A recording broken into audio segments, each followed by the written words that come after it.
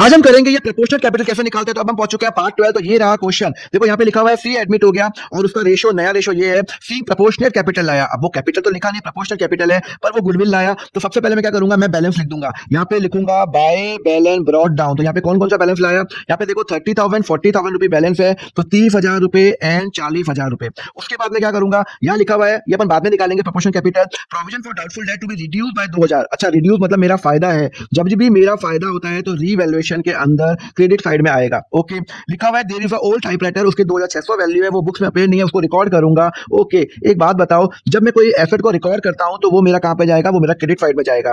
Patent जो है वो वैल्यू लेस है, मतलब 2,000 रुपए की जो वैल्यू है वो खराब हो गई है, जब भी मेरा एसेट कम होता है तो डेबिट साइड में आएगा। और 2% डिस्काउंट मिला, ओह बल्ले बल्ले, मुझे क्रेडिटर ने डिस्काउंट दिया 2%, तो 2% हो जाएगा मेरा 400 रुपए। तो यहाँ पे कितना आ जाएगा, 3,000 रुपए मेरा फायदा आ जाएगा। जो भी मेरा फायदा होगा वो मैं ट्रांसफर करूंगा ए और बी के अंदर। कौन से रेशो में, हमेशा ओल्ड रेशो में। ये बात ध्यान रखना, कभी भी सैक्रिफाइसिंग रेशो में नहीं होगा। तो मैं यहाँ पे बांट देता हूं बाय रीवैल्यूएशन 2,000 एंड 1,000 रुपए। अच्छा, एक बात बताओ, यहाँ पे वो 10,000 रुपए जो वो गुडविल लाया वो किसको मिलेगा, वो पार्टनर्स को मिलेगा जो पार्टनर सैक्रिफाइस कर रहा है। ओल्ड रेशो 2:1 है, तो ए और बी 2:1 है। और न्यू क्या है, न्यू क्वेश्चन में दिया हुआ है 3:1। ओके, तो अब हम निकालेंगे सैक्रिफाइसिंग रेशियो। ए का निकालेंगे 2/3 minus 3/6 equal to 6 common 4 minus 3 equal to 1/6। B का निकालेंगे 1/3 2/6, तो यहाँ पे 6 common 2 minus 2 is equal to 0/6। मतलब ये सैक्रिफाइस कर रहा है, ये नो सैक्रिफाइस नो गेन। तो जो भी सी गुडविल लाएगा वो मैं किसको बांटूंगा, वो मैं बांटूंगा, इसको बांटूंगा बाय प्रीमियम फॉर गुडविल आएगा।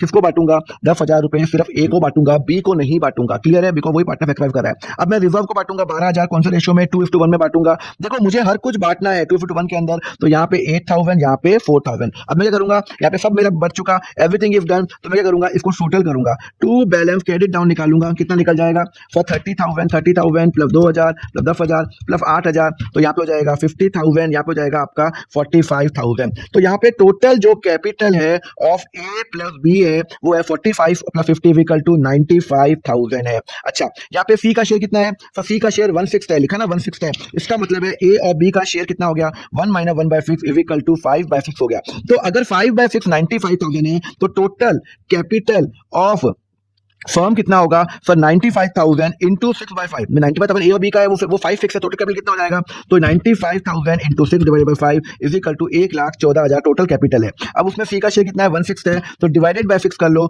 19,000 रुपए। इसका 1/6 करेंगे, 19,000 कितना हो गया, वो सी का प्रोपोर्शनेट कैपिटल हो गया। क्या हो गया, सी का प्रोपोर्शनल कैपिटल हो गया। तो सी जो पैसा लाएगा बाय कैश लाएगा वो 19,000 लाएगा। क्लियर है, कंसेप्ट समझ में आया। तो यहाँ पे हमने ये वाला एडमिशन ऑफ पार्टनर भी खत्म किया। अब हम बढ़ेंगे रिटायरमेंट ऑफ पार्टनर में, उसके लिए फॉलो करो अकाउंट फंडा।